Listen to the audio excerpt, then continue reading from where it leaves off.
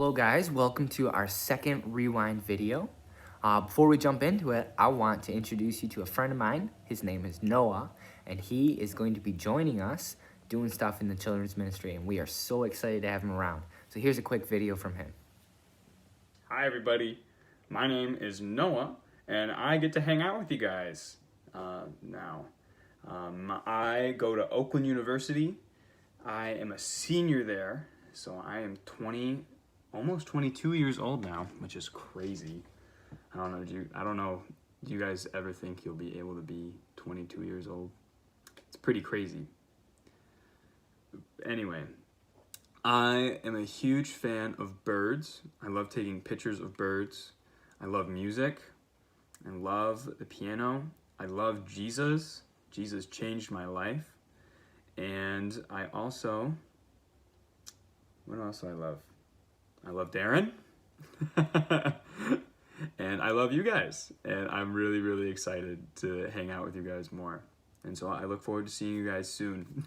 Bye-bye. Awesome, we are so glad to have you, Noah. So let's jump into our story. So we know that if you were here on Sunday or not, but we were listening to Connor preach to us about the story of the feeding of the 5,000. And we know that all the disciples had was this little amount to give, just 5 loaves and 2 fish.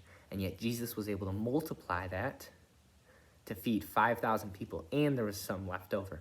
Let's check out what Connor had to say on Sunday. So, what is extremely potent and amazing about this miracle is what it communicates to Matthew's audience.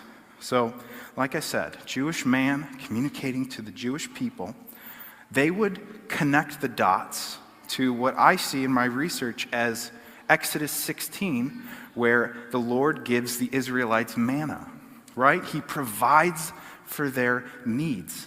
And when God gave the Israelites manna, he would provide exactly what they needed every day, and just enough. And no one was ever wanting for more, and they didn't keep any more.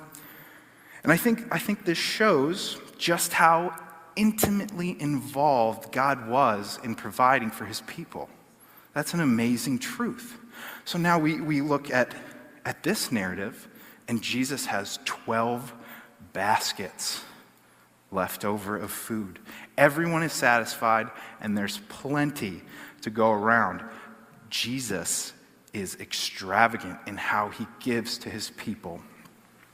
And you look at the Old Testament, and you see it pointing to Jesus, this better option, this greater Moses, the new Moses. This was an extremely important message that Matthew wanted to communicate to his audience. Jesus was the Messiah, the promised deliverer, the new Moses, and he was going to give and love and be compassionate in an extravagant way. So what is Connor trying to say with this? Well, first of all, we have to realize that he's talking about how Matthew, the author of this story, the author of the one who's recording it in this case, is telling us something about Jesus. He's telling us that Jesus is the Messiah because he fulfills all the things that the Old Testament is talking about, and how he gives us bread, just like God gave manna to the Israelites. Now Jesus gives us what we need to meet our needs. And then we also know later that Jesus calls himself the bread of life, right? So he's saying, I can provide for everything that you need.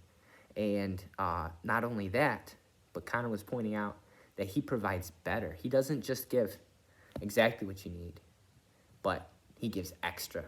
Jesus can provide more. Jesus can provide everything.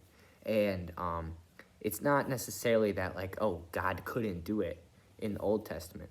But the Old Testament constantly points to how the new covenant with Jesus will be better than the old covenant. And Jesus gives lavishly. He gives love all to everyone, and through all of his strength, all of his power, he gives love to such a high degree that we can't even comprehend. He gives so much love that he gave his own life to make us be able to live with him. So we see in this miracle, and from what Connor was telling us, that Jesus meets our needs, and he gives above and beyond, and can provide for us beyond what we would expect. And that's a really awesome thing about Jesus.